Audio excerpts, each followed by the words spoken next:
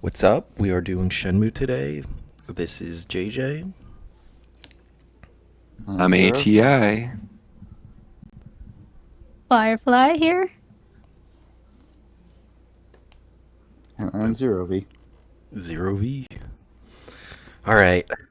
I'm running on a ton of nostalgia. So I want to hear your guys' takes in general. Before we get to takes, and I want to hear what everyone's experience with this was before we dove into it this recent time. Because for me, it was like one of those mystical, like faraway games. Like I see pictures of it and stuff, and I'm like, okay, I think I get it. Like I thought I got the scope of it, but then I play it, and it's like, oh, this is a game that really wants you to zoom in on everything. Like Yu Suzuki made this into like a investigative, like super detailed, like everything has a story and a purpose. It's anyway. Well, there was something, I can't remember the exact what everything stood for, but the game system that it uses is called Free, which was like something something eyes, like freedom expression eyes. I don't know. The game wants you to look at everything. It wants you to investigate everything. It wants you to get into the minutia. It wants you to just like take your time and zoom in, and like it's almost like an evolution of a point and click in a lot of instances, with the way it just wants you to like look at everything and take it all in. And it's just fascinating that it came out in 1999. Like it's crazy. Even the Saturn like if you look at Saturn prototype videos, it still looks pretty crisp for Saturn. Like it's just such a fucking work of art, an absolute beautiful, beautiful experience that should be seen. I would love to see the Shenmue version that's actually the Virtual Fighter RPG. I want to see the Virtual Fighter people pop off because Jackie Bryan pulls up or something. That sounds really funny. But to me, this game was always like this far off, like adventure slash 3D fighting game that everyone loved, but nobody seemed to like playing somewhat. Like all I ever heard was like it was clunky, it felt weird, but was very ambitious and very cool. And I can see that now because playing it now, especially in this day and age of having availability to Yakuza, I can see the kind of parallels to other rural Japan games like Boku no Yasumi or whatever that game was called. Uh, Tim Rogers is going to beat my ass for getting that name wrong. Like I can see the parallels of like the game is designed to make you take your time. Everyone is living their slow rural lives. You have a slow paced life out in the sticks. All you have to do is just look at stuff and entertain yourself as best you can while waiting for things to happen. And I think that's a masterpiece of game design that also So probably be just to very hard to confirm, sell. Zero, for you and Firefly, this was your first time playing, yes? I have Yes. Yes, I have never played this game before today. I only saw screenshots of Let's Plays or like the random clip in a YouTube video. A Yeah, little I've bit of only my seen So for screen. playthroughs. And I've your only screen. seen yeah, playthroughs of it, and like finally getting to it myself is a whole other experience. I yeah, feel this is Yeah. like. one of those legendary ones where it's like you really cannot fathom it unless you actually experience it yourself. It is all about the motions. There's actually a quote that I wrote down early on from this playthrough that I felt was very pertinent to this game and to a lot of things in general. It kind of applies to our talks and like our approach of how we look at building. Anyway, the quote is by one Fukusan. One must know the fundamentals to understand the essence. It's true. Like a And Fukusan. this really, I feel like that's the design philosophy in general for this because everything is like this is the element to life. You have your time. You wake up. You have your every interaction with people on the streets matters. Every little thing you look at matters. Every picture in your house matters. Every drawer, every little thing is something that you have to consider. And it's like, without looking at all that, you don't get the full Shenmue experience. You have to have it all. And you need to know that once you see the base, it's like you see how magical this experience is. I gotta say, I got a bit owned at the start because I did the first side quest where it's that old lady looking for the Yamamura house, and I did not know how to make my character realize what the Yamamura house was because I didn't figure out how to interact with the game yet. So Mhm. I'm just staring at the map, like pressing A, like, okay, we see it. I walk up to the house, I'm pressing A, and I walk back to the lady, and Rio's still saying doesn't know where the house is. I'm like, motherfucker, it's right there. We've seen it. Well, that's some of the brilliant game design at play. Like, that's almost a tutorial to teach you, like, she asks you where, I think it was Yamamura or Yamamo. I can't remember. I think you were right, but she asks you where that house is, and then like you could knock on every door or you could look at every name plaque, but like eventually you'll see this map, and the map is just like you are here.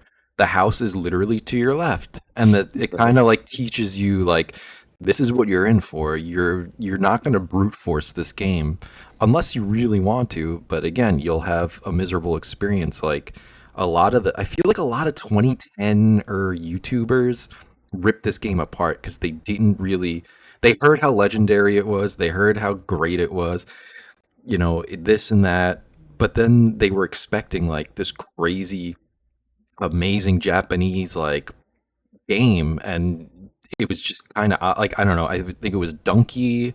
I think you had Game Grumps. There were a lot of these dudes who were playing this game, and they were like, "Just fucking wait around all day. What are take controls? What do you do?" And it's just like, no, that's not how you play the It's like just game.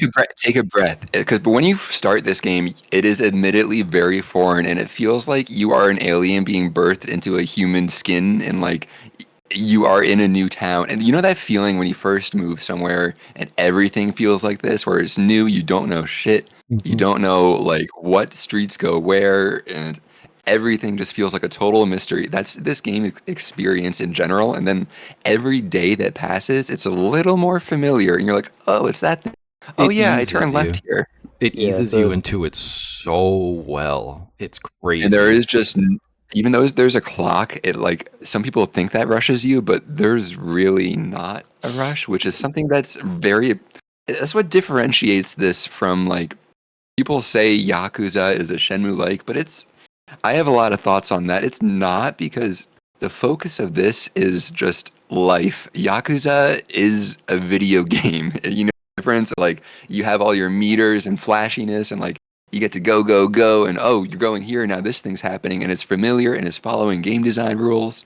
But this is Mhm. like Mhm. this is the evolution of one like visionary and his journey through creating video games and making a culmination of celebration of life itself and like how this little boy Rio, this little schoolboy grows up and like he grew up with all those video games, but he grows into something more than that too. And like the way you can connect yourself and him in the passage of time as you think as you play is it's maddening how meditative this whole thing was. I wish I could share every thought I had for the like 20, 30 hours or whatever this took, but it's just too much.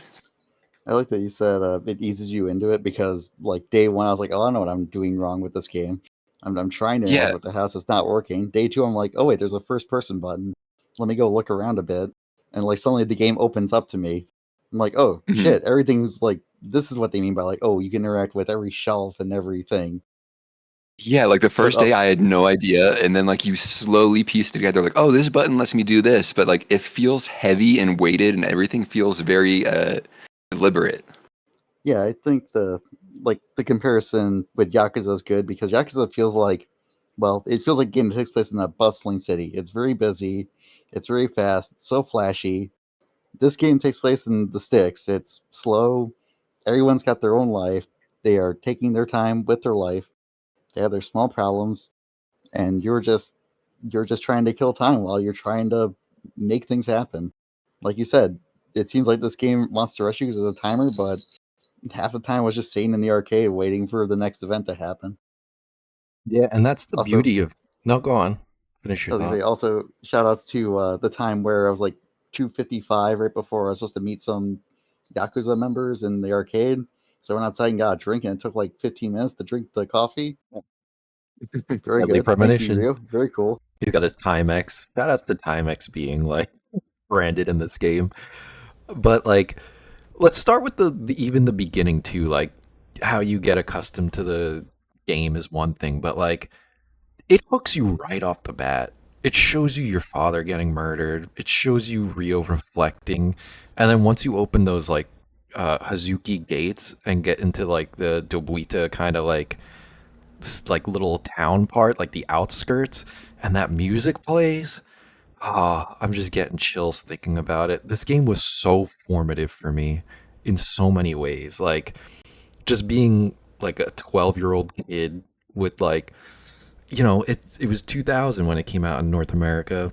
We didn't have anything like this. I played a ton of PC games that were always cutting edge. I played every blockbuster PlayStation game, Saturn, N64. I had them all. But then this game that my brother got, shout outs to him for having good taste. I don't know what happened. You can get off those MMOs, seriously. Start playing real games again. But like Don't come it at me was like this. it just blew my mind as a kid.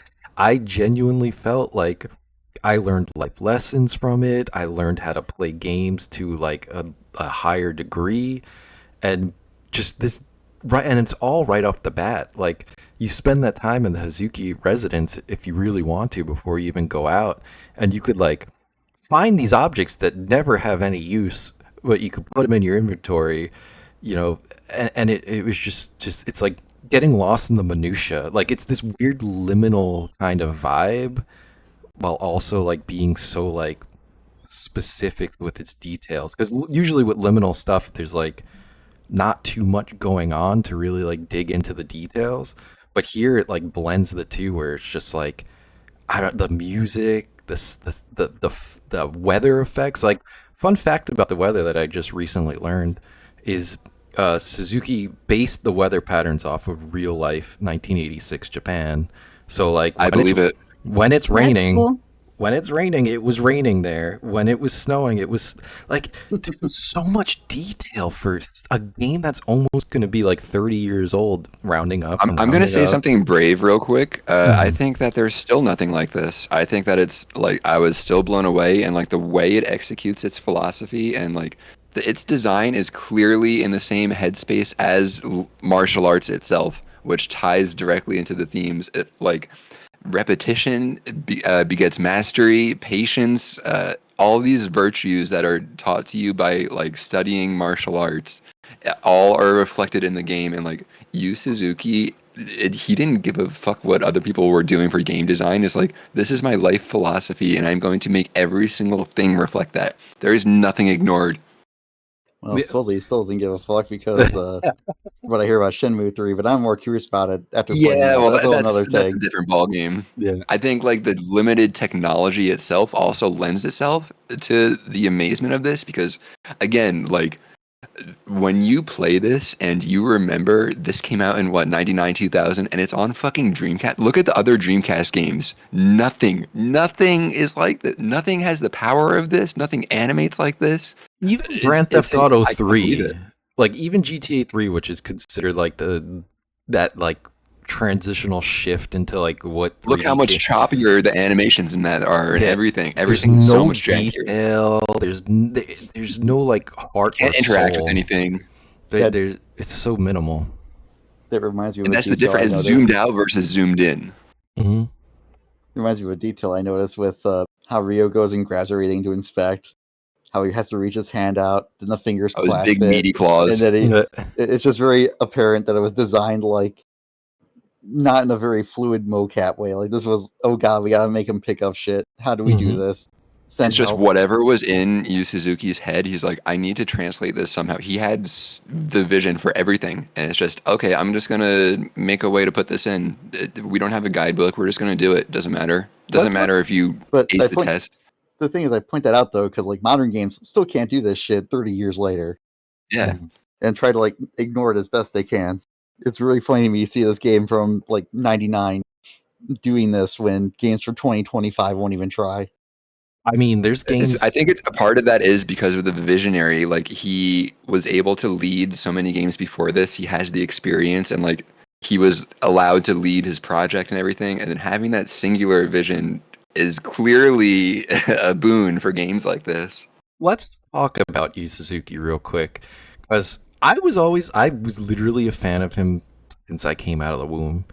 For some reason, my dad got me Sword of Vermilion on the Genesis when it was probably more for him than me, but like I remember it being like a birthday present for me. And even now, like I still compare like Sword of Vermilion to Shenmue in so much of its design and like way it feels. Like it encompasses so many genres. It's very deliberate. It's slow.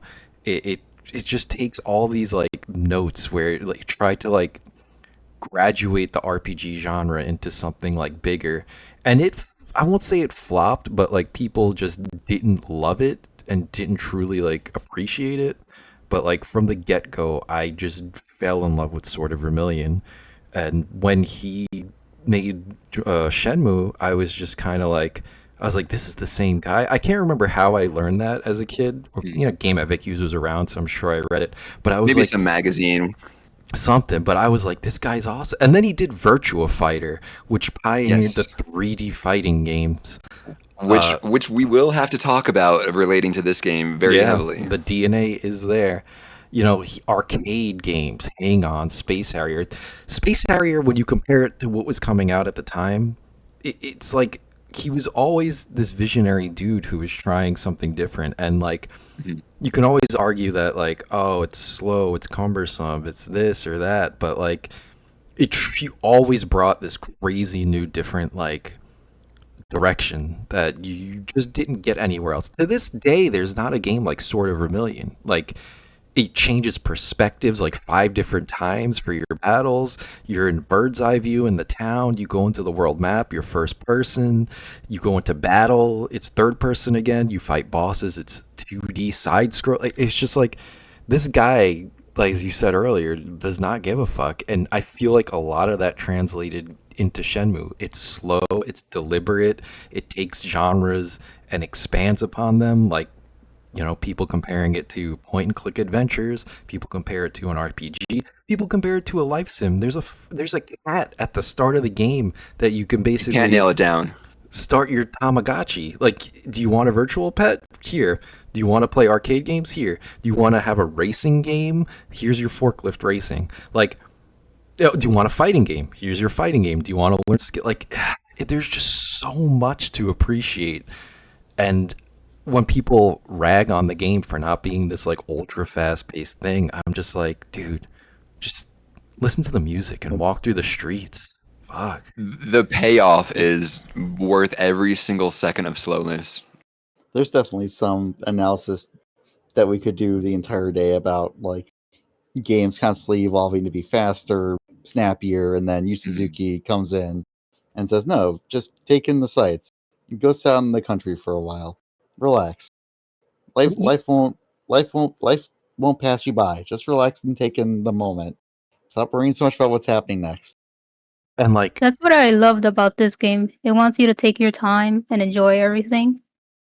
and it's Yeah, and I think that's dynamic. really what he was trying to just show to people. I don't know if it was intentional or just what he like. Maybe this is just how he views life itself, and it wasn't like I got to get people to like this, but like the way everything is respected. Like you can go to your shrine room in your Hazuki estate, and you pray at your father's Buddhist shrine, and it's like the whole like 30-second 1 minute ritual, but every time it felt like a mental cleansing. Like Rio sometimes would have different things to say to his father, and it's like it it just sucks you in. I don't know. But each day is different. That's the crazy Mhm. part. Again, this is a game that was started development in like 1996 or 7, and every single experience, every time you play this game, it's different. You go down this street on a Tuesday of whatever month, there's a drunk guy and he's having some kind of, whatever he's going through. Fuxan is here in the dojo on a certain day. Like, it's just so dynamic. Everyone's experience is different, but you're telling this, like, amazing story that's just so, like, full of heart and full of like, I don't know, charm. I could just gush about it all day, but like, Yeah, and like if you didn't talk to this one person this one day, it doesn't matter. Maybe there was a scene, it doesn't matter. You get to live and choose your choices however you want, and like you can train as much as you want. It makes the fights easier later, but like you don't have to master every. It takes like 9,000 repetitions of a move to actually fully master it. Like you don't have to do that. It's all just like there's so many sights and it feels unique. There's so many times in this where I got a cutscene and I was like, wait, could this have gone differently? Like it felt so natural. yeah, you couldn't lose certain QTE, and it's just random QTEs. 1 minute you're walking down the thing, and there's just punks that you can fight, or you. It's so dynamic. There's so much, and it's crazy too. This is a lost media type of thing. Like talk about game preservation and all that. The fourth disc was the passport disc, and it would log every NPC you talk to, and you were able to like read up on almost like an Yeah, encyclopedia. everyone of has them. bios. Every There's- single character there's has bios. detailed. Every guy in that 70-man fight at the end of like every single NPC. That's why when like people are like, oh, I have to wait around, the game doesn't respect my time. It's like, dude, every single thing you do in that game to bypass time is building upon itself. You're engrossing yourself in the world. You're learning Yeah, more I about would these characters. I would go to Tomato Mart and I would get some cassettes, and then if I'm waiting at the bus stop, I pop on a cassette, I listen to some tunes for like 3 minutes. What is the rush? Right? I was just hanging out at the either Tomato Mart or that similar store in the area before that, and I was just looking at the old magazines and The stuff. the Just Abe taking Mart. like a little detour. Yeah, that one. She has a One crazy with all the backstory. toys. I want to talk about her backstory real quick as we're talking about it. Yeah, go for it. Uh, she lost her husband in World War II. So, and again, this is all just in the biography thing, like the encyclopedia or whatever. She lost her husband in World War II, and every night she cooks dinner for two, hoping that he comes home. And it's just like, once you learn these things about literally every character, the game is different. I've beaten this game 3 times in my life. Once when it came out, maybe in 2015-ish or whatever, and then 3 years on stream, 3 years ago on stream. And every single time I played the game, it was different. There was things to appreciate. There was things to learn. When I first played it, I spent 99% of my time in the arcade to pass the time. But then other times, it was just like, what's over here? What's going on here? Like, and I'm Yeah, not a like when I was a detailed person kid, like that. when It's I was a crazy. kid, if you told me to like do anything in this other than play arcade games, I would have been like, what's the point? Why would I just walk around streets when I could just load up an arcade game instead and just like start blasting stuff? It's Like, like it play all outrun depends so many on times. your view of games. And That's right. yeah, go on. No, sorry, keep going. No, you go ahead. I already forgot. Okay. finished his I was gonna thought. say there's only so many times I can play Um, Hang On and lose because I made one mistake before I get 2 men. I have to go just walk around to cool off a bit and clear my head. But more Yeah, Hang On was like my go-to. Just like, all right, I want to just like do something to kill some time early on, and like I want to say that Hang On also holds up to the test of time. And it was, like I hadn't played this in forever, and just the smoothness of that game is like it's a pure 60 FPS. The road looks incredible. Like you can, it has obviously the arcade cabinet itself is different because you have to lean on the actual motorcycle, but like if you tilt with the control stick, like you have various degrees of tilting your motorcycle. It's not like full or nothing. It just feels really good. It was still impressive to me. Like Even if that came Space out today, Harrier. I'd still be happy with it. Like, Yeah. It's just really good. going back to my lore, because I mentioned this, like, I don't know, last week when we were talking, but I do want to reiterate that this is the game that made me into the gamer that I am today. On the Passport disc, you could look up ranked leaderboards for arcade games. And I literally shed blood as a little chubby 12-year-old trying to top the Space Harrier leaderboards. Second in Pennsylvania, fifth in the country, 16th in the world. And that was the first time I ever like I can't express how this game shaped me, my emotions. The whole Nozomi thing, where she's just sitting on the bench on Rio's shoulder and just, I'm getting a little ahead of myself, but like so much of that staying up late and just doing these scenes, these emotional scenes. These were the first times I've ever experienced like things like that to that degree. And it was just like, just so beautiful. The motorcycle ride, the bench sitting, and she's just leaning on his shoulder. I was like, this is beautiful. Even as a 12-year-old, a dirty little boy eating Burger King, I was like, this is touching my heart. This is like speaking to me. And it's just so beautiful inside and out. It does a lot of that communication without even like direct words and like flooding you with, oh, this character has to say these 5 paragraphs to you. A lot of it is unspoken and, like you said, through the biography, and it kind of has this mindset of teaching you to respect all these people, even if you don't know their full story. Like just be respectful. I feel like that's one of the tenets of the design here. Yeah, absolutely. I think there was a Taoist philosophy that went into this game. I genuinely can't remember. It's like Wu Zi, Wu Dai, and it was just basically saying like, take your time. I'm summing it up poorly, but that was literally the philosophy that like Yu Suzuki went in with. It was like the art of like taking your time, or not doing nothing, but like just taking it as it goes, like each day as a time, like at a time, like one by one. There was And something in real life that reminded me of that philosophy today. I was driving by and I saw this guy out in the shoulder on the highway, and he was just taking close-up pictures of like flowers and grass, and it's like so many people would never ever look at that patch, but this guy is zoomed in. He's taking his time just like photographing this thing that would just pass people by, but it's a beautiful piece of nature. And if you look at it, you can really just have a bunch of deep thoughts and feelings, and that's what this game is. 100%. It just, I can't express how special it is to me, and I'm nostalgia goggling it. I feel like words don't do it justice, honestly. There's we could start talking like NPCs to each other. I feel like that's a form of flattery to it. Yo, bro. Hello, Ichiro. Goro. Like, Rio, you must know, not all Chinese are bad. Don't you know that blackmail is way uncool? another thing.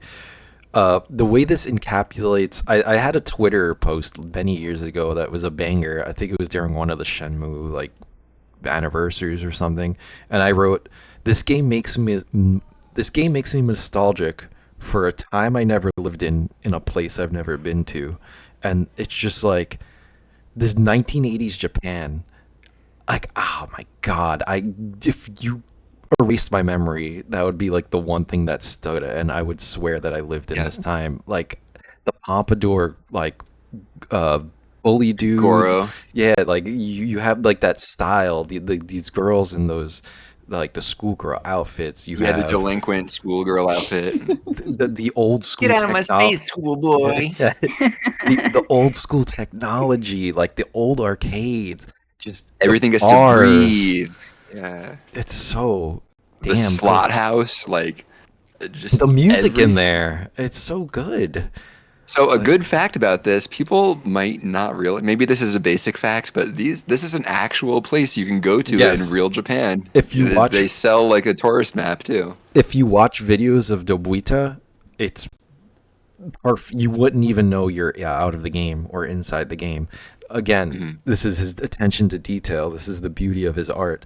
This game, like I say I've never been to this place, but damn it, I've played enough of it where like if I went there, I'd probably be shedding tears because it looks so second home, for similar. real. It truly, he nailed it and how it looks. And I would just be like weeping tears of joy because it's just like that 12-year-old me still thinks about this game. The music, the sound, the ambiance of this music. Yeah, this is like clearly Angelo Badalamenti style music. I don't know if it's intentionally like trying to be Twin Peaksy or if it's just came with the territory of small town energy. Like they just tap into that same. This is how you express a small town, but it's the same Angelo Badalamenti kind of motifs and like the slow strings and the minor chords and just like very slow and plodding, but it's like feels very mysterious and like there's a mystery to all the music, but it's also like, ooh, it makes me feel inspired. What's this over here? It makes you feel existential but cozy, but like isolated, but there's all these people around. It just, oh Every man. single element feels in combination with each other. It's so bizarre, especially the first day. The first day I played this, I was laughing so fucking hard just because it's so bizarre and different to anything. All this together, like the way the camera zoom, like slowly pans as he talks to people. I was like, "What the fuck is it doing? Where's it Mic going?" Again, I mic was just sitting there quality. like, Rio, how do I get to notice the building right across from us? Because apparently I didn't zoom in perfectly on the name plaque to You Yeah, gotta and acknowledge click like the it. name. the way they recorded lines, because I get it's a technical limitation, but like every line that's displayed on the screen has to be broken up, so it's like they did one recording for one line, and then even if it's the same sentence and it has to like they run out of text space and it goes to the next screen, there's an awkward pause before they start speaking again. It might be in a different cadence or something too. Mhm. It's like, what is going on here? And you have to absorb it and figure it out when you first start playing. It even feels like the mic quality changes. Like some people are like, hey, like, rah, rah, and then other people are People like, are oh actually in no. the broom closet. Yeah, it's so ambitious and It's so comfy though. Then like mhm. the second day you play, you're like, oh yeah, this is how it works. And you're like, oh hello, Yamaguchi-san, and like you start saying it along with Rio. And Yeah, this is why this game is so quotable. Everyone likes to quote like, "I'm looking for sailors," but like, there's so that's the many surface. lines. Yeah, It's like you there's. don't. People would only say, "Oh, I'm looking for sailors," and "Oh, you just drive a forklift," and like that was my entire impression of this. I didn't know you even drove a motorcycle on a section. I didn't know you did like anything that you do in this game, because Dude, it just spoilers. wasn't talk. You can't talk about half of it. You have to experience it. Yeah, it's not a game where you can just kind of like, and I think that's the problem that a lot of people had was because like when people did talk about it, it made it into like this crazy grand adventure because it is. But then when And people you played could it, summarize a lot of games. mhm. It was like, oh, you jump over pits. You go fast. Yeah, but and like when you explain, it's like this dude, right? Hear me out. It's got this crazy battle system, which you really don't even use in the first game. Like that's one gripe I had as a kid, where I was like, I wish I there were want to more talk about that fights. actually, Hmm. Right? because the Dreamcast version specifically, I was looking up to see if there's like more to it, and yeah, there is. This is clearly based off of Virtua Fighter Oh and yeah, the martial D. arts styles, because Yep. there's juggles you can like. If you duck an attack and then press B and don't do the B follow up, then it does a crumble state on them, and then you can do like juggle launches with your kicks and like, oh my, it's so unnecessary. Again, like you don't need to dive into any of this at all to play, but it's there. Yeah, I believe it has the Virtua Fighter 3 engine, like modified, or Virtua Yeah, it Fighter has punch, 2. kick, block, which is the 3 button Virtua Fighter setup, and along with grab too. But We could have got Rio and Fighters Mega Mix if this came out on the Saturn. It's crazy there to think is a about. theory that Rio eventually abandons the Hazuki name and Becomes becomes, Akira. yeah. Yeah. Can't you see that? That's Finally so coming all the way cool. around. Well, his dad Yeah. teaches you the Akira like elbow, like the like Uh-huh. the that iconic Yeah. Akira move. Like his dad is like it's all there. Like, Yeah, like the Tetsuzanko charge or whatever it is. and it's It'd so be good. it'd be very funny if after starting the game as the Virtual Fighter Akira RPG, it just looped back around to being an original thing. They're right back to being the Virtual Fighter RPG. Yeah, and again, like it This might as absolute well be because cinema. all of the DNA is here. Like it uses Hang On in motorcycle section. I don't know what it uses Space Harrier on. Virtua Fighter is rebirthed in here. Like it's just everything that makes Yu Suzuki a person. He's like, let's bring it back. Like I'm ready. I'm ready to refine it, and that he did. Like even in the arcade, the guy with like the 12 pack, he looks like the meme where like there's everyone with the long torsos, like that one QTE game. That like it's genius design. It's teaching because again QTEs for anyone that doesn't remember, QTEs were more or less considered to be invented in Shenmue. Uh, and they were a novel and new concept that people were kind of thrown off by. Like, what the heck? I have to press stuff during a cutscene. I wasn't ready for this. But like that But even when arcade, you fail, it's cool. Like Mhm. it doesn't like ruin your day if you fail. It just reloads the scene and Yeah, you get to try again. you don't So have to I do would the find whole myself failing day, on purpose. right? You don't have to do the whole day over. It's just like black screen, Yeah. fade back. But like It's that no odd arcade, world bullshit. that arcade game teaches you how to be good at QTEs. Like it's training Mhm. you. Like comes off as just an arcade game, but it's like literally teaching you how to play this new idea of what a game is. And like, Yeah, straight up, like it's intentionally being like all of your experiences in life will help you as long as you go out and experience things. Then like if you ever have to fight 75 guys in a row, maybe like your arcade hopping days will help you out. Like you know what I mean? I'm yeah, obviously simplifying it a bit, but no, but it's true. Like all of that, like it all builds upon itself, like in a magnificent way, in such a subtle way. It's literally, I'm jump. I want to jump to Shenmue 2 real quick because when you first start the game, there's an NPC like right at the start who talks to you about taking your time. And he talks about how even the mightiest rivers started as a droplet, and that the longest rivers that flow are calm rivers, and they go the longest back to like the mhm. source of the ocean. And it's like that is everything we talked about earlier about the design of this game. It's take your time, one grain of sand at a time, and by the time you're done with this game, you have a mountain, and you never even realized it because it's Yeah, just so one by every one. day it adds up. Absolutely. But so I was you beat mentioning it. to No, go on, go yes, on. yeah. Oh, I just want to get this out before Yeah. pin that thought real quick. I mentioned to Firefly earlier. What? Oh God, I actually lost my train of thought. You go ahead first while No. I'm trying to What recollect did myself. do you remember what he said, Firefly? I don't think so. No. Oh, all Yeah, right. go ahead with what you were saying, JJ. It's okay. Well, I was gonna say you beat it, but where did Zero and Firefly get to? Where did you guys? Where did your journey kind of get suspended before this talk? I Uh, stopped in the sailors part, like trying to find them in the Okay, bars, gotcha. mainly because I was in the arcades a lot. Uh oh, So slacking off. I I just I love it think that's there. a valid way to play too. You Yeah, can just not get anything done. You're still playing Shenmue. listen. I was grinding darts like a fiend, but I got further than that. I got both mirrors collected and brought them back to Master Shank. okay, okay. All right, so you're getting, you're Yeah, getting, because this game is not that long. Like it takes its time, but like before you know it, you're at the docks and you have a job, and then before you know it, you're doing the 75-man fight, and Chai, was it the golem? Was it Chai? Yeah, Chai. Yeah, They keep calling him Skinhead throughout the yeah. game. Multiple people Jesus. call him that. The first Well, time it was in the notebook, I was like, "Oh my God, Rio, what are you saying?"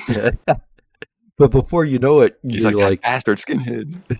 you're duking it out with him, and then the game is over, and you're just like, damn, okay. So yeah, it's just crazy. So overall, like, how did you feel just in general with like the characters? Like, did you interact with Tom? Did you help Goro out? Did you feed the kitten? Like, what was kind of like your general experiences, just Uh, overall? honestly, I started this game more like in a rush to finish it, or like at least see the story itself, and then probably do another play later to look at more of the details. But Mhm. then as I was doing my playthrough, I kind of, like I said, the game takes its time. I end up just like looking at the details anyway, and like looking at my notebook, seeing it empty in many pages, was like, oh, I'm missing a shitload of this game by Mhm. just doing the story, and I'm doing it a disservice. But my overall Mhm. thing was like, I would start the day, go interact with the cat, figure out how to feed it, which was also a day two thing. Day one, I was like, how am I supposed to feed the cat if it doesn't prompt me to feed it?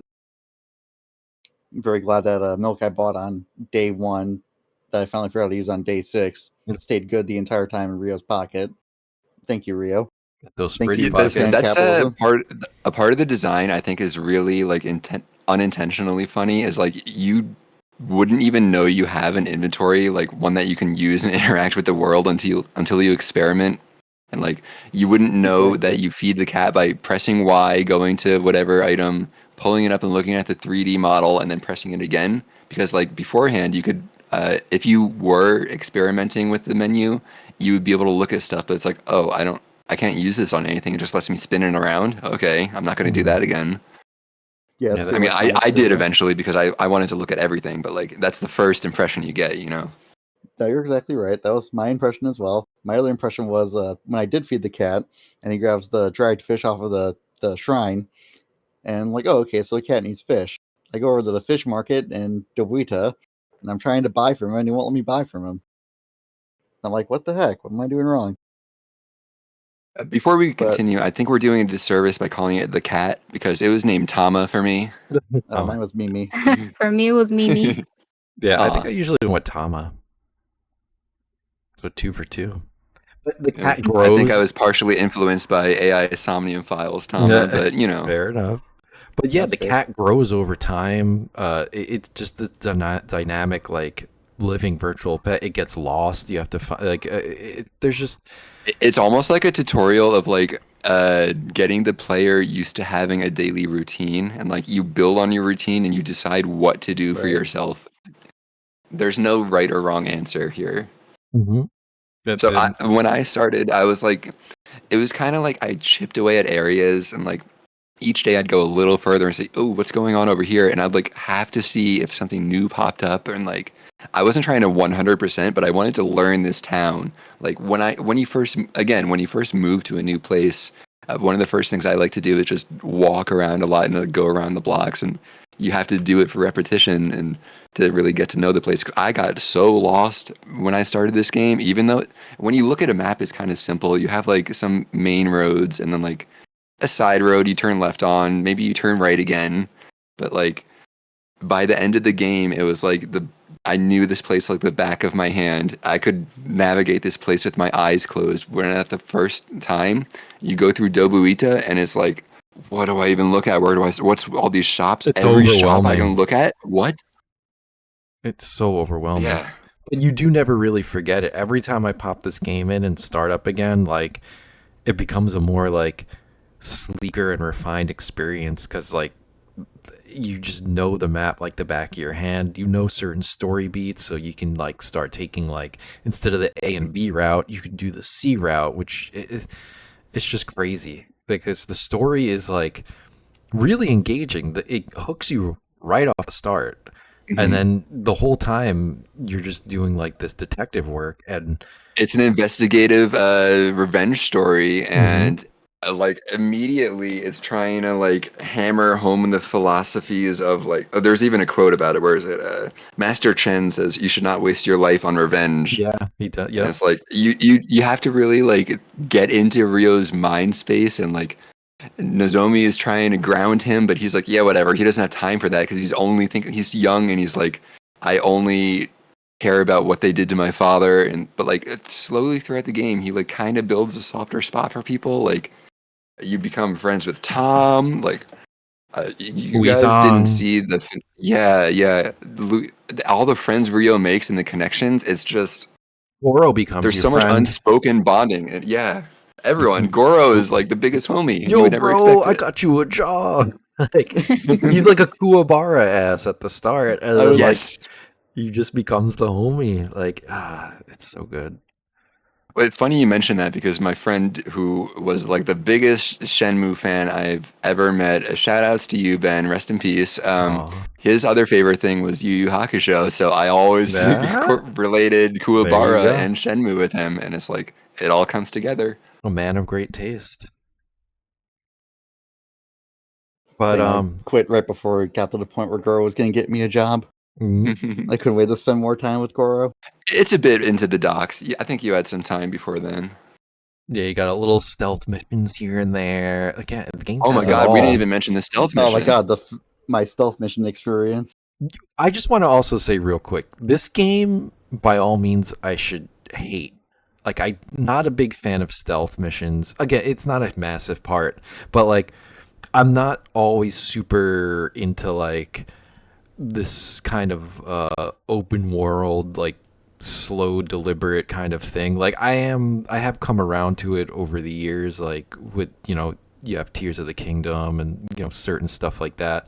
But like the fact that this just caught me as a kid, like even the waiting, like as a 12-year-old, I could have easily gotten bored and been like, this game wants me to wait like for 20 minutes in real life to like just talk to this guy, go to sleep, and then wake up again and do the same thing. Like there are so many factors about like game design that I just don't love, and yet Shenmue's probably It's one all of about my execution. yeah, it's one of my top 5 10 games. Like I usually don't care about side quests. I don't find them necessary in games like a lot of the time unless they're really truly meaningful. But oh wait, everything's meaningful in this game. Like every single thing. Yeah, it's like, wait, this is just life. Like the orphan cat. Normal, I don't care about stuff like that. Like whatever. Like I don't need to deal with this. But like it eases you into all of it, and it just becomes this like I don't know. I feel like I have a split personality where I genuinely lived like Rio's life, and like I can look. I'm like nostalgic about all this stuff. Like I actually lived it. That's how Yeah, immersive it was for and me. like at first when you're feeding the cat, you talk to Megumi and her like busted ass microphone quality is like, "Hi, Yeah. Ryo-san." Oh god, But all the then microphone qualities. every day you talk to her, it's like, oh, a little more charming. Oh, hi, Megumi, what's up? And like you start to just like that veneer of like absurdity wears off, and it's just you're left with sincerity, and it's just beautiful. Uh, Every character is so meaningful, and other games that are this type will never be this. You can't make a Shenmue like because you will not be Yu Suzuki. Period. Mhm. I The closest thing is Yakuza, but that's not a Shenmue like. right, that's like Shenmue's opposite, essentially. I like that you mentioned the little girl next to the cat because I'm thinking of the baker's daughter, who if you like talk to her every Yeah. day, she just like goes, "My dad bakes bread. His bread's really great, but you know what I like? I like hot dogs." And Rio's just like, "That's great, kid." And Cool. like Yeah. you go to your next stage, she's like, "I like hamburgers instead," which says like the same thing. And Mm. like Oh that's yeah, really what a toddler's Megami is like. They like, just say random yeah, shit. Megumi's like, I looked it up in a book of cats, and then Rio goes, "Good for you." It's Wow, that's great, kid. yeah, he's almost like a silent protagonist. Like not literally, but like he's almost like this blank slate where like you do impress yourself into so much because Mhm. he's like Nozomi is like begging you to like love you or like hook up, He and is he such a dick to her. he is just a Oh my blocked god. wall. Like, but again, this man's going through The, trauma. He's got a mission. His dad just died. I don't got time for you, Nozomi. Even though you probably should. That's the healthy thing. It's just the so crazy. so It's so something I funny. didn't She's know in like, my playthrough that like apparently I should have been doing was like calling Nozomi every day, like near the Nah. start or end of day. I didn't even know that was a thing I could do until like then, because I didn't think about the that is numbers the in my book beauty. until that. And I was like, oh shit, I should call her. Ine-san Just getting having you worried. think that you, yeah, having you think that you need to do that stuff. Like again, Ine-san, like you don't have to come home early, but I was You like, should. Ine-san's gonna worry if I don't get home in Right? time. He's Like even waiting I for know Fukusan that's told you. filming. me. So good. I had no idea about that, and then I got home late a few times. Uh-oh. I I would That's felt not always. bad. good. Yeah. Right. Then Ine-san gets the belt out. The Uh-oh. Lechonk. paddle. So, did anyone win anything from Tomato Mart? Like doing the You can win raffles? something in there? You could do There's a raffles. raffle? So Oh, I didn't know. yeah, and it like there's gotcha things or like just random little things, but you Yeah, can I bought so many caramels trying to get prizes, especially since you bought merchandise. What does that yeah. mean? I don't know what that means. It's Honestly, part of my want to rush through this game was just to get a job so I could buy more shit at stores randomly and play more That's arcade games. the struggle of I only life. want that. The drink. Yeah, my first drink, I got that, and I was like, "What's going on?" I did a lucky can. Look. But I won a Sega Saturn game. Funnily enough, I won Space Harrier, and you can Yeah, I actually won Hang On, and like Nice. I'm gonna say when you pull that up in your menu and you just look at this CD case, it doesn't matter that we're years past the Saturn. Flipping this thing around felt really cool. It's like this is a unique copy of a game in my hand. I won this from the store. Fuck yeah. And then you pull out the Saturn in the living room and you can play it on there. I'm just like, man, this game is perfect for me. Like, I thought I went over the Suzuki household top to bottom, and I did not find that Saturn. it's underneath the Now when TV, like kind of right. I'm not mistaken, right? There's a little you're right. cabinet underneath Yeah. the TV. that must have been the one cabinet I missed because I tore that place top to bottom looking for whatever I was supposed to find Man, it's time when I didn't know traveling where with the a sword was at. Saturn.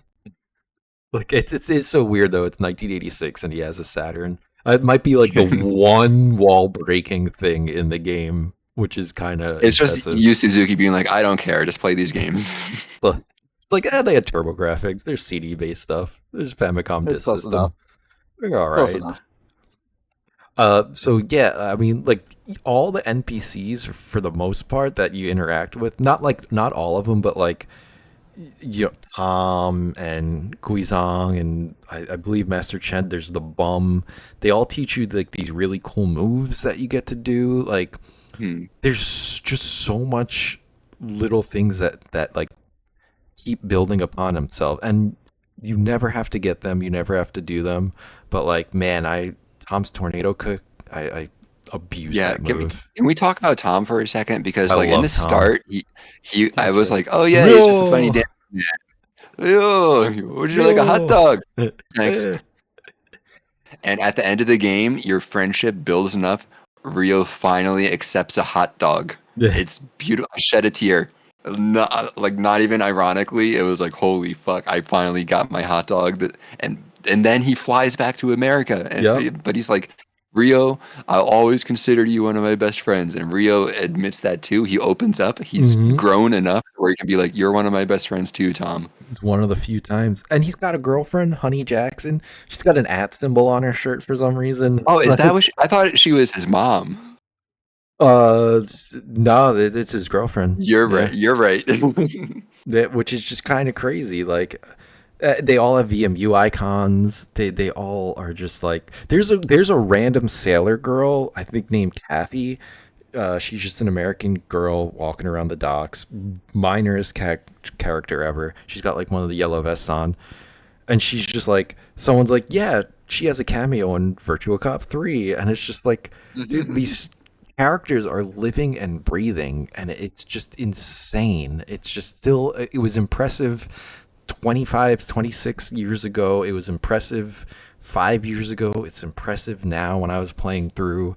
Like, I don't know why I got so emotional this time playing it, but like, maybe it's because I knew all of you were experiencing it for the first time and really enjoying it. Maybe it's because like I have 3 parts of my life that I can relate to when I played through this game to like really like have it all come. It reminds me of my brother. It reminds me of like what I was a formative 12-year-old. It reminds me of my car accidents when I was playing it. It reminds me of when I was doing the Final Fantasy VI stream. Like it's a game that has always been there for me. It's just absolutely like a top 10, top 5. It's like a game easily. about growth that feels like you never outgrow it, you know? No, you never really do. Like you grow with it because every time you play through it, there's this new like tendril or branch that you can go down and enjoy it in this completely different way. Like I never cared about like the bars or the slots area or like the minutia of interacting with characters as a kid. But now like you do it and then you listen to the music. The Nozomi thing like still echoes in my heart. Like I would have married her, Ryo. I don't know what you were doing, bro. You're on a mission. But like Guizhong, like the way he bonds with him, like he's got Master Chen, who's his dad, and they're fighting on the docks together, like homies. Like there's just so much emotion coursing through me as I was playing through this, and I genuinely don't know why it was at a peak this time, but like I could just live in this world forever. I thought I bookmarked a link for this, but I found a website that showed a lot of the cameos for this game. A lot of the facial scanning was people on the team. Sega Sanshiro is the face of if you what was that mart, that shitty mart with the toys in front of it that we mentioned earlier? The Abe Not Mart. not yeah, Abe Mart. In front of that store on the drink machine is Sega Sanshiro's Yeah, face, and he's yeah, like yep. I thought that was there's familiar. like the president of whatever in there. There's Sega guys in there. Some of them even voice the characters, Yeah. which we wouldn't hear in the dub, obviously. Uh, Do you I'm sure the remember? game has a completely different tone in Japanese. Do you remember that thing we were listening to during like the FF6 grind zero, where it was just like, I think the guy was trying to find the Super Monkey Ball announcer, and it was like an hour long video, and the guy didn't know who the Super Monkey Ball like narrator was, but he worked for Sega, and he like called up someone from like AM2 or some shit. I don't know. I don't remember exactly, but like the person was like, maybe you should check the IMDb of like Shenmue, because at the time, literally almost every voice actor had like a role in Shenmue. Anyone who could speak English, anyone who spoke Japanese, any if you were in Japan and you were in the industry, there is like a 98% chance that you were involved in this game voicing one of the hundreds and hundreds of characters.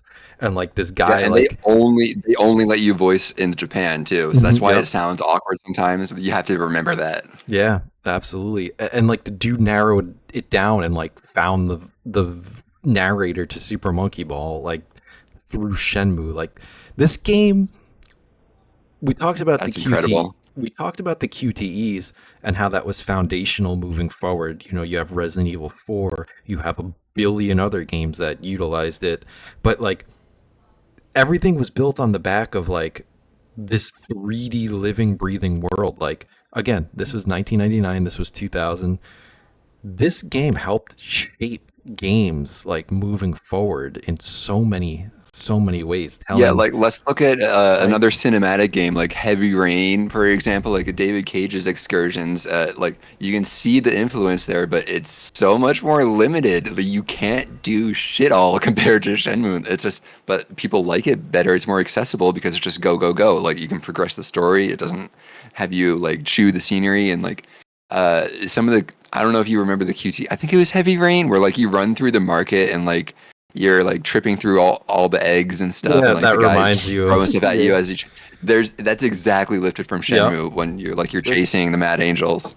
that yep, does yep. remind me of that one Heavy Rain video about like the girl just documenting every bathroom you can use in Heavy Rain, which feels like a Yu Suzuki-ism to me, honestly.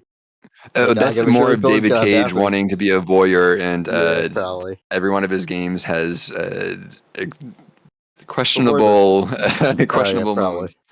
Probably, but that does feel like there's some overlap in trying to make every Yeah, living space feel like an actual person lives here, which I think is yeah, absolutely. a detail that's kind of been lost in the modern day of being able to put so many things in one place that now we're just kind of overloaded in Things just aren't as details. special when you can just photo scan everything and like and it's such a simple way now. Like before it was like you had to find the object and like scan it in and remodel it, and like even the bottles of milk in Shenmue are like, look at this shit, rotate that Like around, take a look at that. I think of like because I've worked in manufacturing IT, so like I'm familiar with inside the warehouses. And like I remember walking to warehouse 8 and like just taking it in and just seeing like the spare pallets, the Mm. barrels. I go up and there's like the little office area Hackley made on the second floor that every factory area has in order to keep everything in there clean. There's a used whiteboard complete with a Sharpie on it, very used. And I'm like, God, I feel like I'm at home right now, like Mhm. in here because I worked at one for like 6 fucking years. It was like my first IT job, so that was my foundational like, oh, this really is just home, isn't it? For Uh, me at e- least. even that like when you first get to the docks and there's that like it's not like a break room, but it's like it's that one area where you walk into and it's just like like that mid area where it almost feels like a I can't even explain it, but it reminded me of like when I was traveling on like on a bus and you just like land somewhere in some area and you'd get out and you'd like walk into this area and you just see these like the workers from the area there and you're just clocking in and out and it just Right. it it made me is feel so like I was natural. there. Like it truly See- feels natural. Like I might as have well worked on a dock in 1986. Like if you gave me a Yeah. polygraph Like- detector, I wouldn't know the difference. Like all I've the heard QA lots of people workers who with their become clipboard. forklift certified are like, Shenmue helped me actually understand forklifts. I It's unfortunately true. understood forklifts before Shenmue, but now I'm curious if that will transfer over. Oh, there was one other thing I wanted to mention before I forget. Relating to the realism of this game, I saw a funny comment from someone who was like, "Oh, back in the day, I didn't know you could run. So like when I was just walking everywhere, I was Oh like, my this God. game's so realistic. Even this guy even just walks places. This is so cool.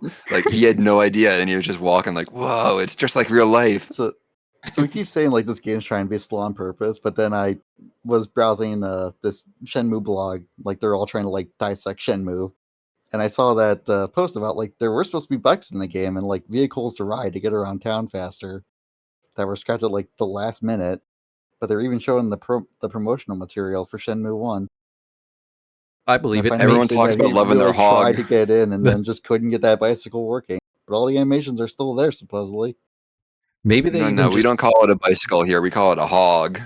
Oh, okay. the hog. Well, the hog. The But hog. maybe the bikes and stuff, he decided like, you know what? This area is going to be too small and you're going to Oh, miss out on a lot of detail if we have these. No, So sorry, I'm leading the question. no, you're No, good. we have an interview with him. He did say he wanted that in, but he just couldn't get it in. Gotcha. Just knowing that he just couldn't finish it in time, or there were just issues. I think that's a happy accident Yeah. because Yeah, you do it's get a- your bike sections later, and I think that's more than enough. It works yeah, I out. cracked up when I saw the Charlie list. Rise hog. Yeah, every character that mentions a motorcycle in this game, they don't say motorcycle, they say HAWG. Everyone And- says, "Oh, my hog." That might have been a big thing in the 80s. Like in Japan, maybe they didn't call, maybe they didn't call motorcycles. That was just Yeah. with the how they spoke. They were just like, hey, I got my hog. And it was like bike culture was big, pompadour culture, like all Yep. this stuff is such a time capsule because Yu Suzuki's old as fuck. Like I can't remember how old, but he's like, let's see, he's about. I He's appreciate got to that. be like in his People- 70s now, right? Okay, yeah, he's actually not as old as. Okay, I thought he was going to be in his mid 70s. He's 67, which, is fair. But, the guy was in his prime in the 80s, He would have been like 20 something, in those early mid 80s. And it was probably big on his formative years. And he captured that vibe so well. To the point where, like, I'm playing 13 Sentinels or other games like that, and that take you back into the 80s Japan, and all I can think about is just like Shenmue. Like it's just that iconic. Yeah, you look at the Pompadour character, it's just Goro. Yeah, like these dresses that they wear for school, or like just again, even like the aesthetic of 1980s Japan is just so like poignant. Like it's just so there. It's so specific, and it captures this like beautiful time in a time capsule. And I think us being 90s kids, we take for granted like delayed generational changes. Like I remember like being in the 90s and going over to some kids' houses and their basement was like stuck in the 70s still.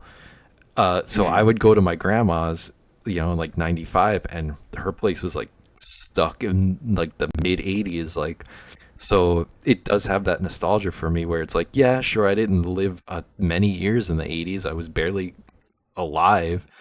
But like, by the time I was like 6 or 7, I have vivid memories of being in this like 80s aesthetic basement or house. And Yeah, it's like people still carried that on. Like the physical presence of those generations was there. You could go to a wood panel basement with like a fat ass 100%. CRT. A dartboard, all this all this shit that he has in all these dingy houses that you explore.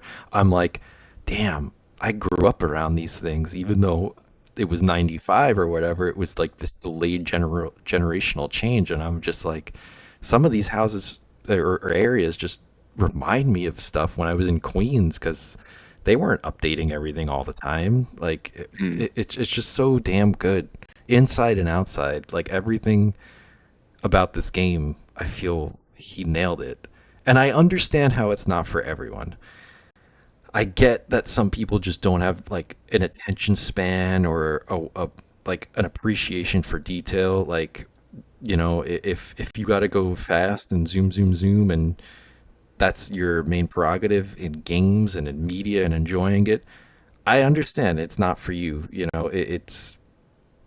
It's an apple. You want an orange, but like, Yeah, again, it's like you feel like you want to go to the arcade and play these games where it's just you input in and you get result out. You mash the button, kill enemies as fast as you can. Like you want to have that stimulus. You want to have your blood pump. It's not a blood pumping game. I mean, there are parts. there The are parts, part but that the exact moment where I pivoted to, oh shit, this game is real, was the first time the musical cue came in when Rio has to be serious and fight for justice when there's punks and there's like that, just that dun dun dun dun yeah, dun, I know like a exactly. slow swelling. It's Mhm. like you feel the justice. You see Rio like everything in his body just wants what's right. He wants to protect the weak. Like he never says any of this, but it's like, oh shit, you're defeating all these punks and like your heart is pure. Like, okay, Rio, I see you. He's a man on a mission, and it's a noble one, even He though it's becomes a crazy. man.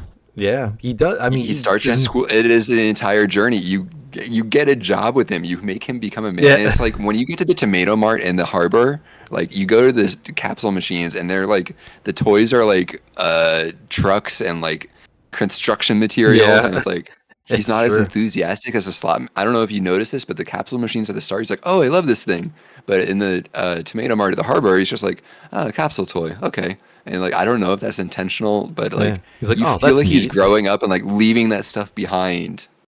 Yeah, it's true.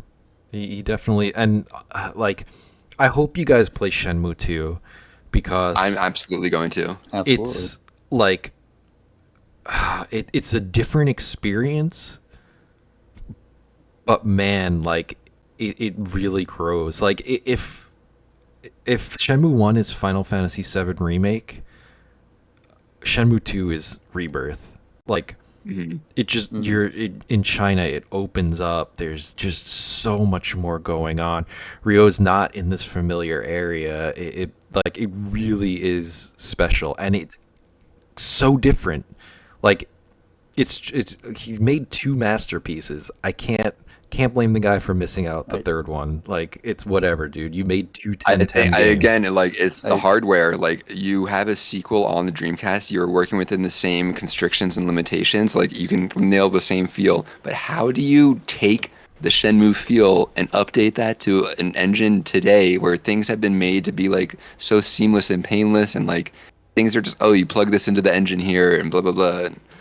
It's Some just how do people you even translate this feel?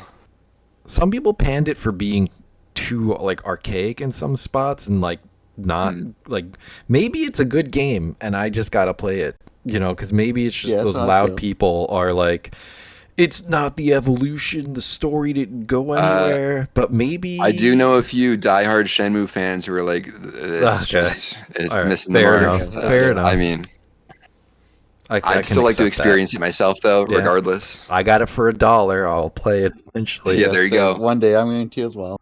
Yep. But I do. go on, go on. I was gonna say I do want to say like just keeping in mind, Yu Suzuki did intend for like Shenmue One to be all of Shenmue One and also all of Shenmue Yeah, Two. because in the Like that Saturn got split up development, later, yep, Saturn development, you see Shenmue 2 as well. and So it's just crazy. Man's a I think madman. that's yeah, and I think that's also felt with how the game's paced because I didn't realize I hit this too, and also I feel like I'm near the end at this point of Shenmue One. I absolutely could see like how this was like the middle act before you're supposed to go into Shenmue Two, and then the game really opens up. Like this whole thing is just the tutorial for Shenmue Two. Yeah, Yeah, it's a parallels of life. Like his schoolboy life is the tutorial for these serious missions he goes on. Like he has a purpose in life to avenge his father, or to be friends with Tom, eat a hot dog, to and further his I want that relationships with goddamn hot people. dog. it Yeah. is. It's also a parallel to like again, Final Fantasy VII. Now that I think about it, like they started off wanting to remake FF7, but they made such an ambitious project that they had to break it into these three games.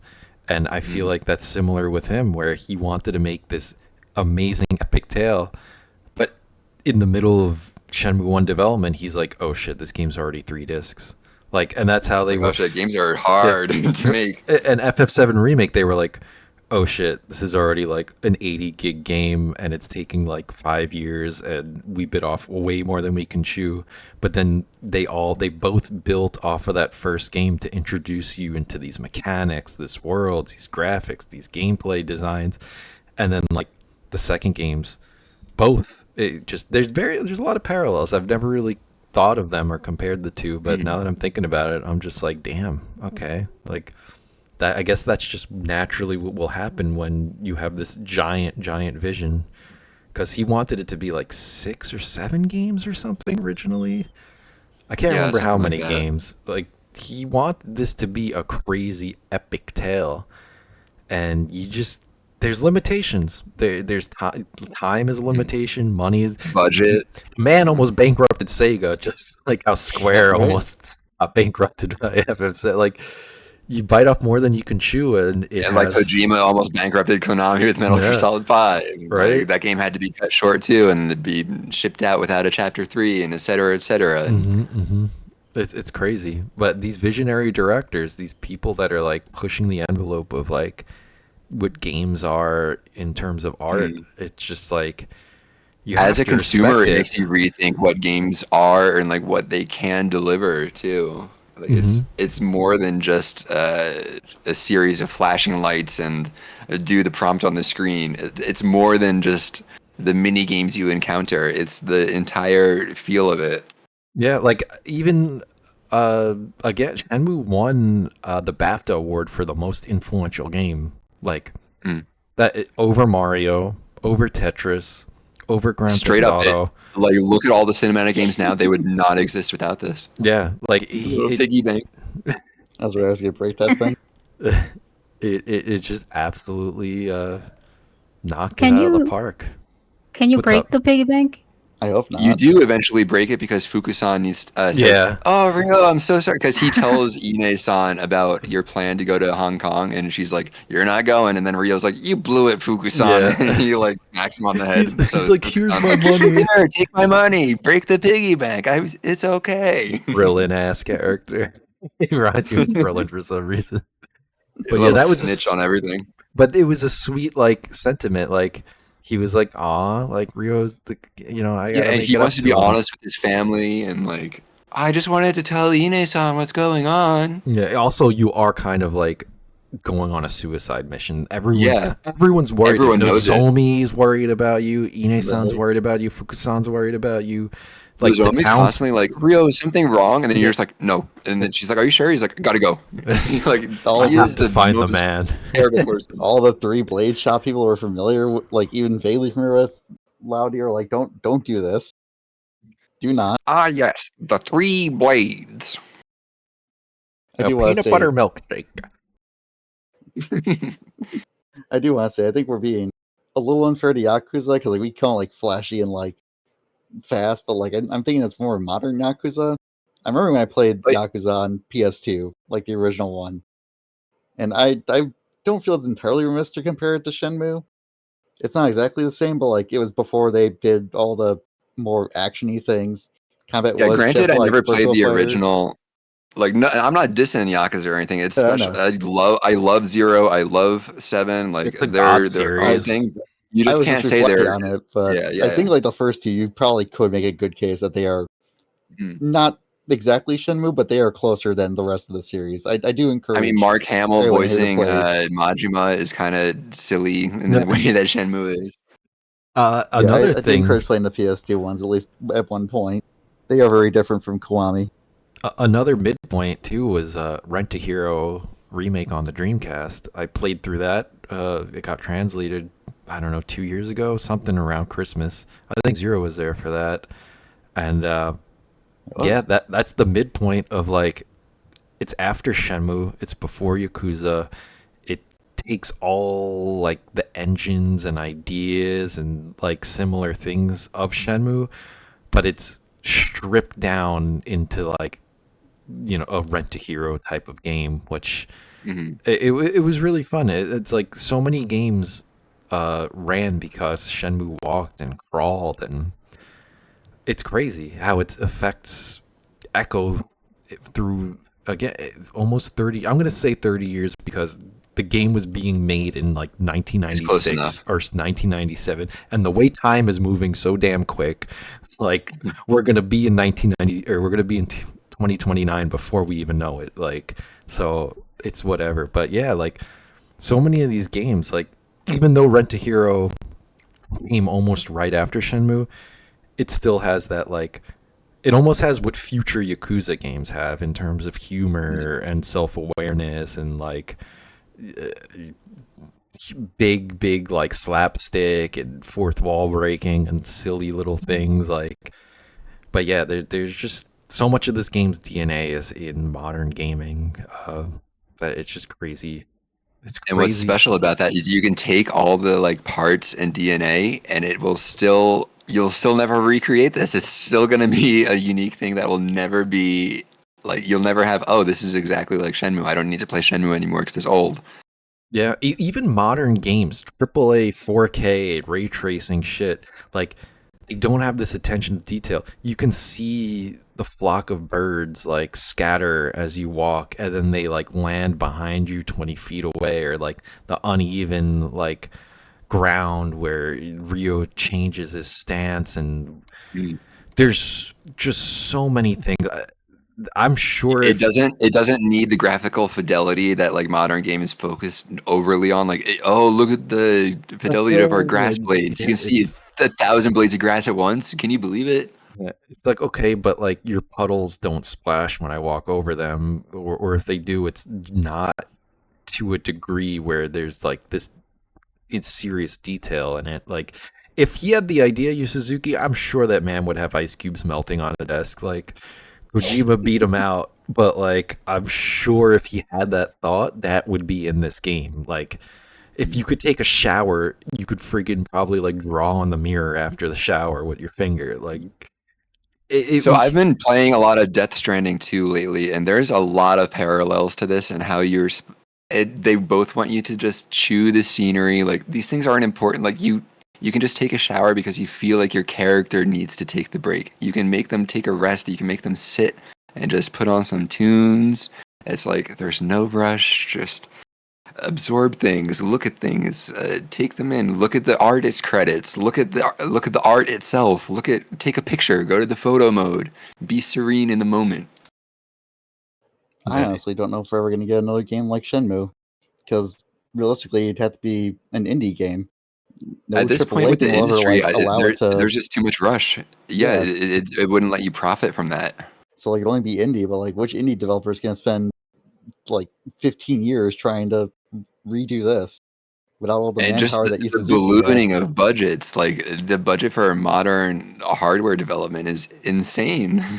It has to be like, I mean, honestly, it'd be like Deltarune, where it's just designed like, hey, we're just going to release this over the course of like 10 years. Please look forward Mhm. to it.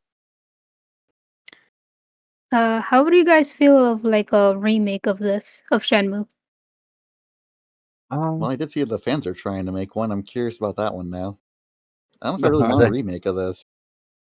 I am in the I don't think it mindset needs of a it. purist where it's just it won't be made by Yu Suzuki, so it's just going to be something different. That's all it comes down to me. Like, like with JJ saying how like this game is like his childhood. Like I think about every time people say, "Oh, Sonic Adventure should get remade," and I'm like, no, they won't. You won't make it right. You won't capture Yeah, what I makes don't Sonic think Adventure so. so cool. You're not Like gonna catch modern that lightning in a bottle engines, again. It's not gonna y- happen. I consider the port to Steam of Shenmue a remake even, and like it's just the graphical fidelity alone and like the HUD elements being different makes it feel like oh that's not the same thing. Oh yeah, Maybe no, that's just me being a freak though.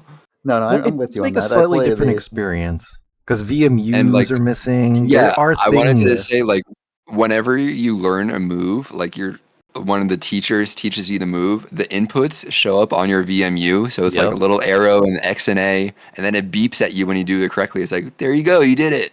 And like when you So save, good. it Playing says this now gave me saved. It's Love PTSD. it. like all these little displays. It's a little touch, but it goes a long way. I'm with you on that. Like even just how it looks. Like I remember I was playing the Star Fox 64 PC port. I'm like, dang, I can see everything now. Look at all this detail I missed. But also, like that's not how I was supposed to see it. I was supposed to see it on my shitty CRT TV back in my living room. Yeah, I I'm played not the supposed to pick up those details. decompilation It's of supposed to be kind of Ocarina of Time, and like it has like the frame rate boost and like widescreen and all that. I'm like, okay, that's cool, but like I.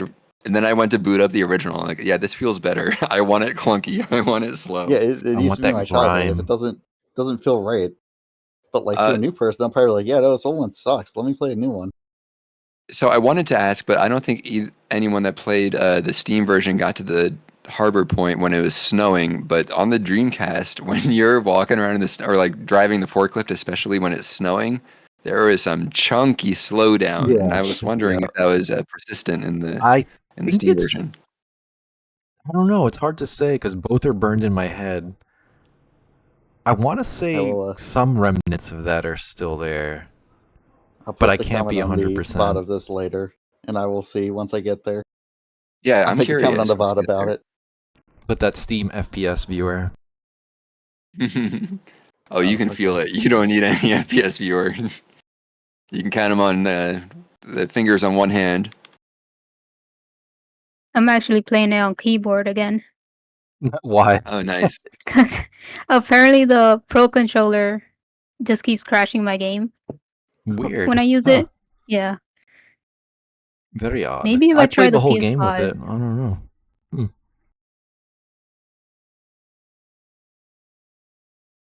So do we have any final thoughts? Oh, I do want to mention I made it my daily ritual before work to be driving the fork. I would do like a 1 day of forklift job before I would go to my actual job. And it was like it just became a ritual to me, and it made it very special. And being able to finish the game like right before this talk today, and just the way everything in this game, the timing wise, worked out for me. I don't know. I just feel like it's something special. The universe like plopped this on my lap. I definitely want to explore more of Shenmue, and not just like through data mining. I just want to see like other people's playthroughs and discover what I've missed more organically. I just want to play Shenmue 2 in the near future. Yeah, this is something you just stumble across things in the game. Like when I was doing my forklift routes, like you make little rivalries with like the cats that block you. The horn on your forklift actually makes other forklifts back up. So like it feels like you're interacting with them. There's the jogger that kept getting in my way every time I turned a corner. Like I I made so reminded. many friends and enemies in the harbor just die like so naturally. There was no dialogue, but it's like It's it that all felt so coworker special. It creates the camaraderie. work environment perfectly. Like Oh my God, when you go on the lunch break and you get to talk to everyone and they're like your best friends in the world, it's incredible. I'm gonna put on my job application, forklift driver, date 1986. They're like, wait, Uh, what? there's will. one quote I wrote down when you talk to one of your employees during lunch. Rio's like, so how do you like working here? And then he goes, well, I really like the forklift races in the morning. And then Rio just goes, yeah, cool. And then that's it. Nice. But like you Nice. can again like his speed, those little 1 word, 2 word blurbs from Rio, you can substitute your own little bits in there. Like you can kind of imagine the conversation you would have with these people to make them so friendly with you. Yeah, that's why I said he's almost like a silent pro tag because like he is so much of a blank slate. But like obviously he's a character. Obviously he feels he's motivated. There's like but like so much of the Stoic. interpretation, yeah, you put yourself in there and you're like, that is cool. I like this guy. He's the forklift racer, but Rio is just like, nice. Cool. I want to know It's something just about sincere this about game. it. It's not backhanded. I want to know something about this game. I want to know if they actually planned like Mahjong to be playable in it at any point. I was so scared Possible. going into Mahjong Parlor. I was like, Yeah, me no, too. don't make me play this. And so I could like look at this actual like guides on the wall, but they're still in Japanese. I'm like, oh, I might be in trouble here. Yeah. But then we never went back to it, and I'm like, was it? Did he meant for it to be playable? Like, was that gonna be like a Yeah. whole arc of like rubbing shoulders with the underworld just because you wanted to play mahjong so damn bad. And I feel like Yakuza having Mahjong in it almost is a direct call to this. I don't know. I mean, that's just my own headcanon. Like, we No, I feel imagined that. that we could have played this in Shenmue, so we got to make it real now. So, like, Imagine, Sega like- did carry on the mantle. They have the Sega arcade in Yakuza. Like, there's a lot of that same DNA. It's just presented differently. It's a different lens. Again, it's that city life versus the out in the country of Shenmue. It's a city now; it's more bustling. People are less Yeah, personal, country but versus also you city still game. get some of those Yakuza's like an personal, energy drink. connections. Like Yakuza's like an energy drink, and this is like a cup of tea. Like they both This is hydrate going out you. to the country. Yeah, they're both special, very very special, but very very different, and it's crazy. Hot cup of tea that you nurse and you just like you sniff it, you hold it in your hands, you let it cool down. There's a whole procedure to it. But Yakuza is like, you gotta slam that energy drink, boy. Crack you got that some, bad boy open. We're going to the Yeah. streets. God, Yeah. the way I'm looking at like old Shenmue premiere things and like they're showing off the weather effects when that was a novel thing back in '98 and '99. Oh, one more thing I want to mention is speaking of the weather effects, Disc 4, we briefly talked about when JJ was talking about the online features. On Disc 4, you can also, there's this feature where it's like a tutorial where like 8 different characters talk to you about features of the game. You can rotate the camera, you can rotate the light source, you can zoom in and out on them, and like it's I don't remember a game before this where you could have like director camera control like that, but it's like they talk to you in character and they talk about like the weather changing and you can only meet some people during the day and watch out, it's dangerous at night, and like all this revolutionary stuff that did not exist before this point, to my knowledge, at this level at least. No, It's just like that so in depth. that passport mode, it might as well be a modern day app. Like it's your lifeline to the Shenmue world. Like we channels. There was a music player in it too. Yep. Dude, so Again. much on there. It's crazy. Good news, fans have actually made an app version of the Shenmue Passport. Oh, Yeah, I cool. saw I'm gonna that. check that out 'cause I don't have dial-up on my Dreamcast. It's missing some features, but for the most part, it's pretty much there. It gives you the experience, but again, nothing beats the experience of loading up some web browser app on your Yeah. Dreamcast to go online. I can't even imagine how that felt back in the day. Even I'm now it would be still insane. getting shivers thinking about it. Like almost 25 years later, like whatever, how many years later, like I still think about it, and I still think like, damn, that was special. No, I don't even think modern games have stuff like that. Like, I think the Wii did some stuff like that, where games were kind of like connected through their own little like channel app things. But like, dude, this was 2000. Yeah. People didn't even have internet. The one kid I knew, Yeah, that's Ryan me. von Schwendler, he had Shenmue, and I'd be like, "Did you go online with Passport?" He's like, "Nah, I don't know how that works." And I'm like, "You're an honor student. What the fuck, man?" It's crazy. But yeah, I Super will Pass is say- still getting updated to this day, so maybe one day it'll eventually, but it will never capture the same feeling of the old browsers.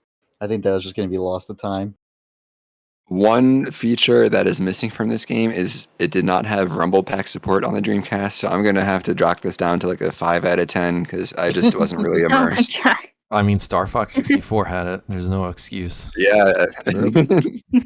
there's no I excuse. I It's should feel kind the of a trash vibration game. when I'm leaning to the turn on Hang On. I was expecting it. I was really let down that there wasn't vibration because at this point in time, a lot of Dreamcast games did have support for it. But I get it. This was originally a Saturn game and stuff, and like they didn't plan the game around having vibration. It's really okay. Obviously I'm kidding. It's not a big deal. Yeah, and I will say I felt like Saturn Vibration was pretty like novel. Like a lot of games had it, and I don't think we ever had a vibration pack for the Dreamcast. Like we had everything. We had keyboards, we had PSOs, we Did like- Saturn actually have vibration? not Was that Saturn, just on Dream- the 3D circle pad? Oh, okay. yeah, I was gonna say, sorry, if the sorry. 3D pad had it, then I would have to get one. Yeah, no, but the Dreamcast, like it was we had everything you could have for Dreamcast. But we didn't have the Rumble It has pack. it's the best Rumble pack still on Dreamcast.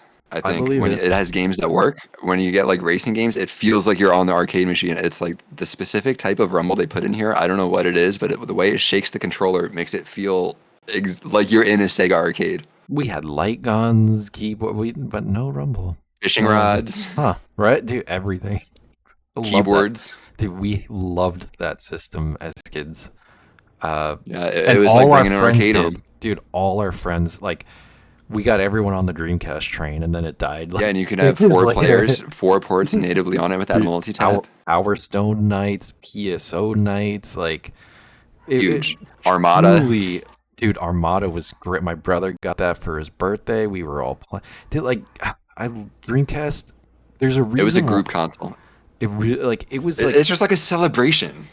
it was a special console too. Like I know a lot of people like to hype up old consoles and be like, N64 was like my goat console, and like this console was this and that. Like people walk around with No, this thing had an identity. dude. People walk around with Dreamcast swirl tattoos. Like I Yeah. don't want a tattoo, but if I ever got a tattoo, it would be just the Dreamcast swirl, like somewhere on like my like forearm or somewhere. Like this console, Marvel vs. Capcom 2 nights, like so Skies of many- Arcadia, Grandia 2, getting Grandia 2 for my birthday was like unreal. Dude. I was playing that with I had friends over for my birthday. It was like 23rd of December, and we're just playing that all night long. And it didn't matter as an RPG, it was just a cool collective experience.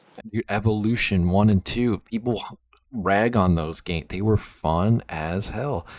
My cousin got Sonic Adventure 2 for his birthday. That was like, we knew Dreamcast was on the way out at that time, but we all sat around that game and I plowed through it for everyone to like watch and enjoy. And it was just like, these were great cuts. Like it was truly like PS2 gets a lot of like praise, but like Dreamcast was like doing everything PS2 wished it was doing that PS2 only started doing like 4 years into its lifespan, or like the online for PS2 was like trying to stretch itself out, but Dreamcast was okay with having compact experiences too. yeah, there was puzzle game RPGs like Cannon Spike. I would always tell people Yeah, Cannon Zombie Spike, Revenge. and it burned too bright too soon. I appreciate it more and more the more time goes on. I've been revisiting a lot, and it's just like I don't care if it's just like I have a 10-minute burst. I think that's perfect for me. Just give me a game I can quickly play, get in and get out, or it has meaty things like this. That's like culmination of the spirit of everything on the Dreamcast. Shout out Shenmue to the has goat. arcade games, everything. Yeah, it's Blue just the goat. Stinger, the goat, Blue Stinger, the true goat, Blue Yeah. Stinger. Yeah, the Christmas game right there. Shenmue's a Christmas game. That's the Blue thing, Stinger's I a was Christmas just game. gonna say that this console like feels so Christmas. Like it came out in September. Sonic 99. Adventure has a Dude, Christmas it's got DLC. The DLC 100%. Like I think Dynamite Cop has like some alternate costumes with like some Christmas themed stuff. Like Yeah, because I mean that's a Die Hard game, so it's Yeah. like Die Hard is a Christmas thing. So yeah, there we go. Time right back to it. Yeah, but yeah, this console like truly reminds me of like Christmas, like 24/7, Christmas in July, Christmas whenever. Like if you want these cozy, and I don't know if this is just nostalgia, but like I want to like have someone deep dive into the Dreamcast library that's never played any of this stuff, and like I want to know if they feel that holiday spirit in it. Like there's like a spirit in the Dreamcast, like ethos or whatever you want to say. Like there's just something truly It's a celebration. special. It's straight up like there's a certain type of creation where like you make art and it's a celebration of your experiences and like your life passions and everything. This console is straight up just a celebration. Everyone was having a good fucking time. People are still mourning it. There are 40-year-old men that People like want VMUs. they would like I reflect. want a BMU.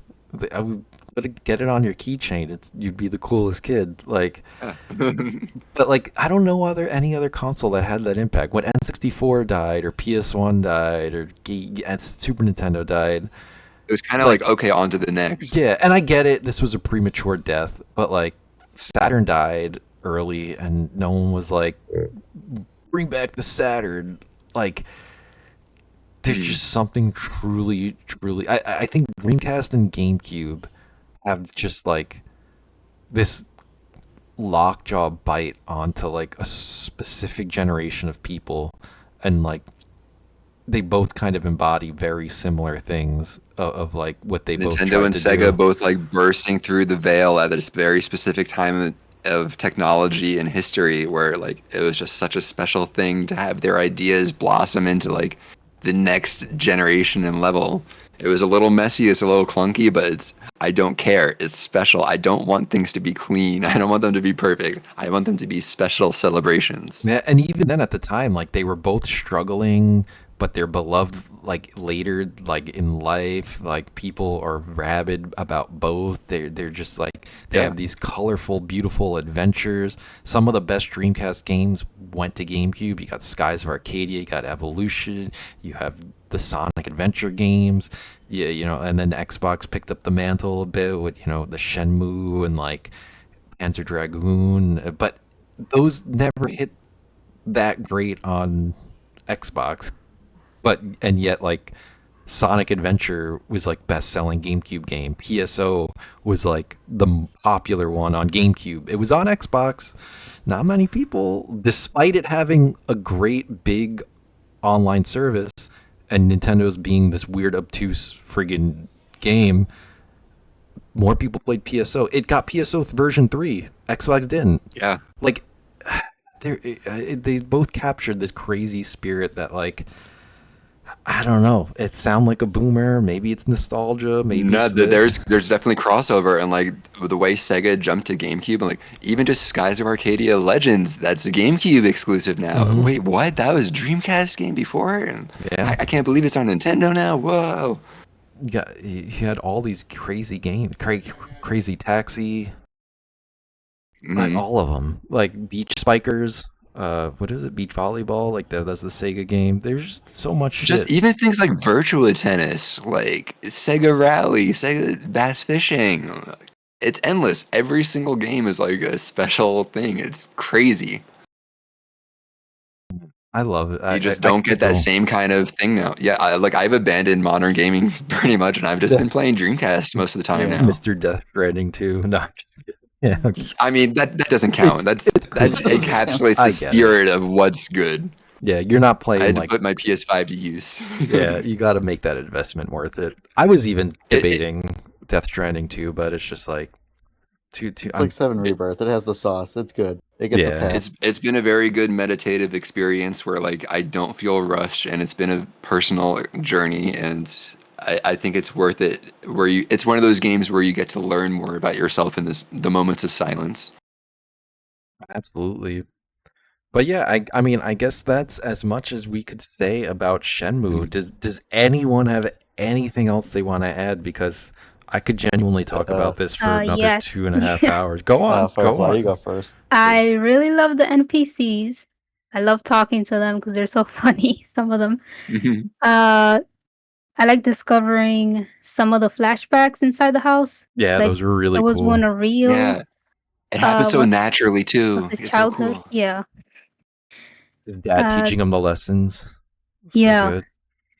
And then there's one like in the yard when you focus on the cherry Yeah, the blossom tree. tree. Mhm. And I'm really excited to get to the forklift. That Yes. That's start it. you start first I shift in was the morning. celebrating. It feels like a gamer rite of passage to finally experience the forklifting. I really enjoyed it, and I think it encourages like a work ethic in you. Oddly enough, it's it's just really special. Taught me how to have a job. I had to wake up early. I had to Mhm. bide my time. My free time became more valuable. Like I was ready for It a straight up job. teaches you how to time management. It truly does. And that's like not an exaggeration. Like once you start like piecing like time together and how you want to like spend it, like that becomes very real once you have a full-time job as an adult. Like with Mhm. responsibilities and this and that, you start delegating your time. You're like, I think I'll go to the store for 2 hours. I think I'll play this game for 2 hours. I need to sleep at this time, or Ine-san is gonna beat my ass. Like, there's like it really I can't stress Yep. enough. I've said it enough, but I want to say it again. This game shaped me in a lot of ways, and it was, yeah, granted, it was during my formative years, but like it's like an uncle, I don't think that even Uncle matters. Shenmue. I think you can get something out of it no matter what point of life you're at. Yeah, and I'm glad, and I can't say that, so I'm glad you did, because I'm nostalgia binoculars, not even goggles. I'm fucking telescoping this shit. Like, but I'm glad you all had that similar like aha moment where it just kind of clicks in that way. I suppose my two things are: A, I'm glad that when the community gets the opportunity to mod, they just add more girl content. Fantastic, thank you. Bro. Two, can we let develop? Like, I'm a bit lamentful about this because I feel like a lot of this magic was also developers getting opportunities to travel to places they never had opportunities to go to. One like with Shenmue and Yu Suzuki getting to go to China and fracturing a rib, Oh, or good. with Sonic Adventure, them sending everyone to South America to take notes on Mayan architecture But and then they go everything at the to, what time. was it, LA for two? They go in California, like to do Yeah, I think the so. city escape. That's what Sega did, yeah. But I feel like a lot of that's just lost now. I don't know if we can ever recapture something like that nowadays. We're all so connected. Bring up Google Well, that was like the Maps. start of the connectivity of everything. Yeah, Nowadays, it's like, There's all of New something York that is gets just in lost Spider-Man. in the ease of access. There's something gets lost, and I think that the clunkiness of this game actually is parallel to that.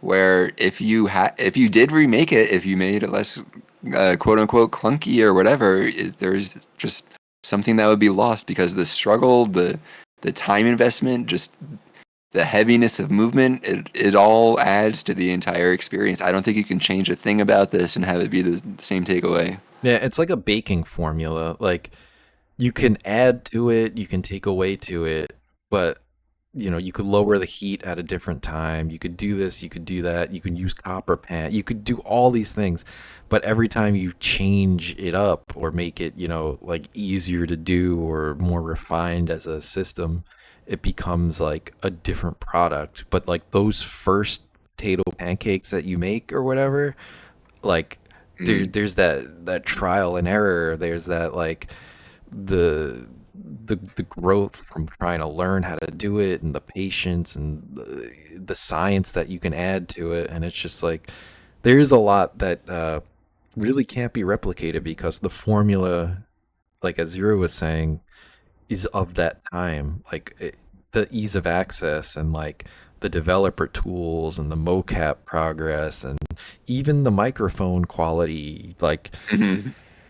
you change the formula when you fix those things, quote unquote fix, and then it becomes a different experience. That's why when Firefly also asked about a remake, it's like, yeah, it would be cool because that means other people get to experience, but like genuinely, I think the game still looks beautiful.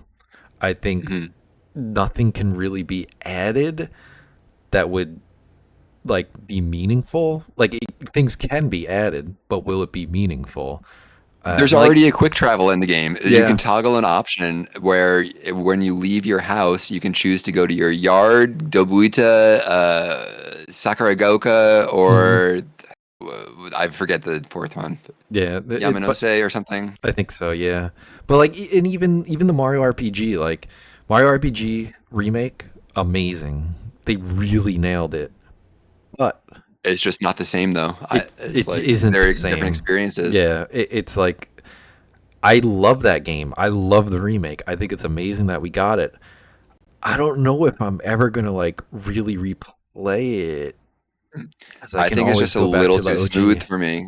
Like I Yeah. played the remake too, but the original was it was my first RPG. I played Hmm. that when I was 6 years old, and it has such, I don't know if it's just the formative nostalgia bias, but it's that same kind of thing where like it inspires certain thoughts in you, the way it feels, the way it looks, where anything you change is just, you'll get something else out of it, and It's which got isn't a that bad look. thing. It's just something else. Yeah, it's just the aesthetic of the original. Like, it's I don't want to say it's like pre-rendered backgrounds, but like it's like they took that graphical style and then just made it into like 3D models. Where it's like the same thing where it's like if you take a Resident Evil you get rid of the pre-rendered backgrounds, and it becomes this whole different game once you add in like the 3D Hmm. world around it. And again, not saying it's bad or good, because I think the remakes of Resident Evil games are fucking phenomenal. But Hmm. like, I'll always go back to remake one because it still You straight up get something else out of it. Yeah. it retains that essence too. It still has like, it's like the closest you can get without being like this like completely restructured game like 2 and 3 are. Remake 2 and 3, like even remake 4 like nails it. But like, it's not like Candy where I want to like just replay it for 20 years like I did with Mhm. Resident Evil 4 original. And again, maybe it is us nostalgia boomers, maybe kids growing up with RE4 remake and Mario RPG remake will look at our versions and be like, it's not the same, you know, because that's not burned into their brain. But like, No, we're right and the kids are wrong. Sorry. yeah. No, you're right.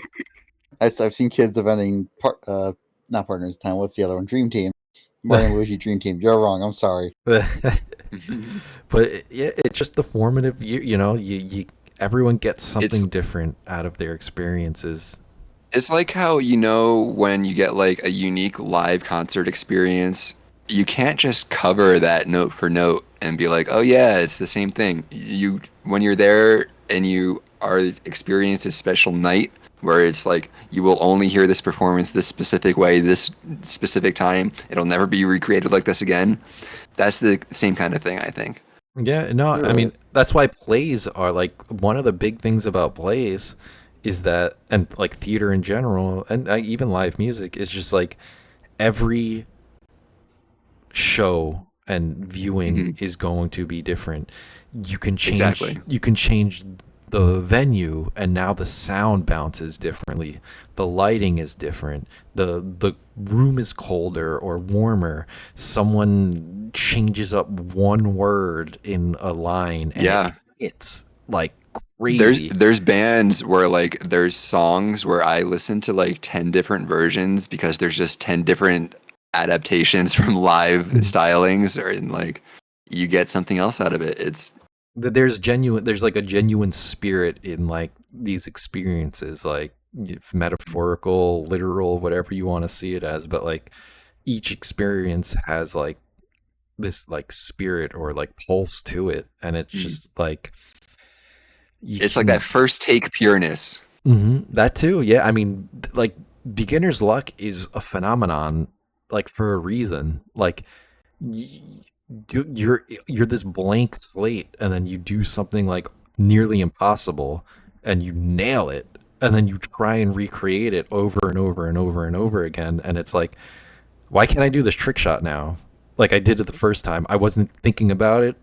I wasn't there, and now I Yeah. can't get back to that place, and it's just like, are you going to always chase that dragon, or are you going to You try and get can't back? Flanderize it. Hmm. It's like that one PBF comic strip where the clown is like he has to always say his famous line, and then at the end it's like say the line, and he just like fucking shoots Yeah. himself, and the last panel is him in a grave. It's like, and it's like it just had his famous line on his gravestone because that's all he's known for. Hmm.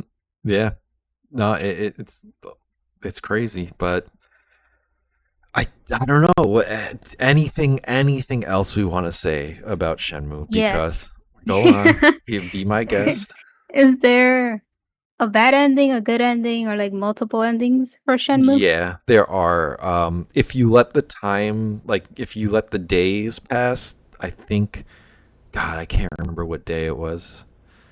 I think if you let a year pass or like 7 months pass or something, and you don't like end up going to China and fulfilling your mission, I can't remember exactly what happens because I never did it. I Yeah, there's don't. something, and I also read if you finish before the 25th, I believe, then you get like a special event. I think. Yeah, Correct me if I'm wrong, but I recall seeing that. I think there was something like that as well. I can't remember it exactly, but I think I want to say Uh, like Londi. Like I might be making that up. Yeah, no, yeah. Londi is there. He's at your house, and he just fucking kills you and take you to defeat like the Oh Yep. shit! mirrors Oh and everything. god. Yeah, uh, like if if Rio stays in Yokosuka until April 15th, that's it. 1987, a non-canon battle will occur. Londi demands the Phoenix Mirror. Rhea refuses, so he attacks him using the same move he used to kill his father. Yep, that's crazy. I'll probably get that ending. You'd That's have a to try lot of really time. hard to get Yeah, there. I've never Yeah, that's a gotten. lot of time. I think maybe my first playthrough as a 12-year-old, I was in like maybe February. I was getting close. Again, I didn't know what I was doing. It was a whole new experience, and I took a lot of time. If we want to close this out, I do have one thing left to say. Go for it. I'll get my last thought here. Oh, if you they go ever do first then. You go first. Yeah, if they ever do remake this game, add the Cherry Tree Blossom Hill at the end of Sakura Gaoka, and let me just practice kung fu there. You don't have to put anything else in. Just Cool. let me do that. That would be fucking Kino. That would be. Preach All right, it. let's close this out with a little call and response. Father's Heaven. Does anyone remember the response? I wish I could. It's like on the tip of 9 my dragons. tongue. 9 dragons. That was it. There you go. Oh, And okay. Mother's Earth. Oh, Comrades. there you go. There you go. It was Password It was accepted. 3 years. I'm sorry. The guy put that in reverse for me, and it fucked me up because I just automatically picked 9 dragons for the Mhm. Mother's Earth response. And now I'll never forget. Nah. Same with 0468615467. Master Chen's number. Call them up when you need them. Wait, it's One number at a time. 5647. Shit, I Down messed the up. rotary phone. We didn't talk about the rotary phone. Shit. There's so much. I could sit here and discuss every single detail of this game, every quote. I could just talk in NPC quotes all day long.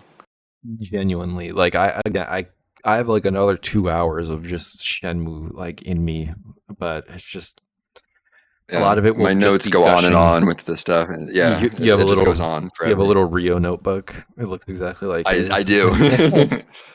It's in I have his it split screen handwriting. on my iPad right now. I have my notebook next to my pictures of his notebook from the game. It's pretty funny. I would buy a recreation notebook, by the way. Sega, if you're listening, And put that shit out there. $15, I'll buy fuck it up like your Kickstarter. Oh my god, Well, we that could have talked wasn't about the him. notebook too. The way it chronologued all of the events, and like you could fill in different parts and like missing pages. Like if you miss a event in the game, then you like skip forward pages because you didn't fill it in. Like I was supposed to meet Charlie at the arcade, but then I did something else that day, and then oops, I don't need to meet him anymore. I found the way to progress without him. Oh, it's huge. We could go on Yeah. forever. Yeah, we and could. it I will give it credit to you for game design. The notebook is a great way to like say you don't play for a few weeks. You pick the game up, you start off in your room. Where was I last? I have to find some sailors. Okay, cool. Perfect. Let's go. No, like, because it could imagine if you didn't have that. You don't have Navi in your ear. You don't have like.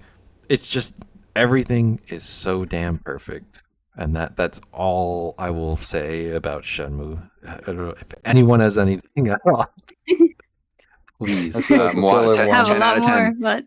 but the Sailor one definitely sticks with you. I think it's like the first time the game goes, all right, you don't get a map to help with this one. Go figure it out. I think that's why that's the memed on one. Yeah, That's when you gotta go find the bar that's not even marked on your map and figure out how to get there. You said you have a lot more fire. Let's hear one more Firefly take. well, just the notebook, Mhm. like how it takes notes for you. Because Yeah. usually I have like my own personal gaming notebook that I just take notes on. Mhm. So I just like that this game already had it. Yeah, And it does it in Rio's voice too. It like perfectly shows his thoughts. It's so good. I can't believe it. Yeah, it reads just like him. It's Rio coded perfectly. But yeah, that's Shenmue. Game of the forever, most influential game. Yeah, it's still the GOAT. Most influential game for me as well, or one of the at least. But it's an absolute masterpiece. Anyone that says it's a genuinely bad game, I will say is wrong, because you're allowed to. They just don't know shit. You don't know shit if you say that. You're allowed to have opinions, but just because something that you're not like, just because you're looking for an orange in an apple, like doesn't mean something's bad. It means your like perspective and your expectations are just off. Like if you're It's an incomplete opinion. You need to chew and absorb all of this, or your opinion doesn't mean shit. That's Yeah. it. And if you're playing it being mad that your time is being wasted, well, you're playing it wrong. If you're mad Yeah. that you're losing at fighting games because you're button mashing, guess what? You're playing wrong. If you can't beat an RPG because you're just mashing X, guess what? You're playing wrong. That's not It's because not the the game game, is it's bad. you. It's because you're a DSP junior. You- But yeah, I will. that's it for Shenmue. What do you got, Zero? I was gonna say addendum. My Dream Team comment earlier was a joke. If you grew up with that game and like it, that's for you. I love it. I don't Yeah, like that game. That's me. you had to But that was a defend the joke mark. for all. Yeah, Fair enough. I I respect it. I will fight Shenmue haters at this point. Right. yeah, same. I'll do some I virtual don't. fighter I don't moves think I've on ever them. I don't think I've ever met someone who like actually hates Shenmue. I had a few They're out growing. there. Like God, I we They're didn't out said, there, talk about just- like I never fighting saw them training. on There's them. so much. I will say they're out there because Game Grumps and John, or mostly JonTron, I think, and then Donkey, like they did generational damage to this game. There was a point in the 2010s, more so now than there was then, like, or more so then than there was now. People's entire opinion of a game, I called it meme opinions because they're not like actual like opinions. It's just a meme thought that like goes through. Like it's like FF8, like people just hating on FF8, and it's just like You need you're- to experience all that too. and it's like your opinion isn't yours. You're repeating a 20-minute video that you heard from some dude. You didn't play the game. You didn't think of these thoughts. Like, why are you repeating them like it's gospel? Like, that's so annoying. And so many people did that to this game in like the 2010s or whatever. And it just did Again? generational damage. Again, like I think I said this quote last week. Forgiven. Yeah, I think I said this last week on our discussion, but there's that David Lynch quote that's like, "You think you're watching a film on your fucking phone screen? Get real." Yeah. True. You just don't unless you absorb it all. Yeah. But yeah, that's Shenmue. Everyone play it. Everyone love it. Yes, That is all beautiful time. I will say. May you rest in peace, the Shenmue series.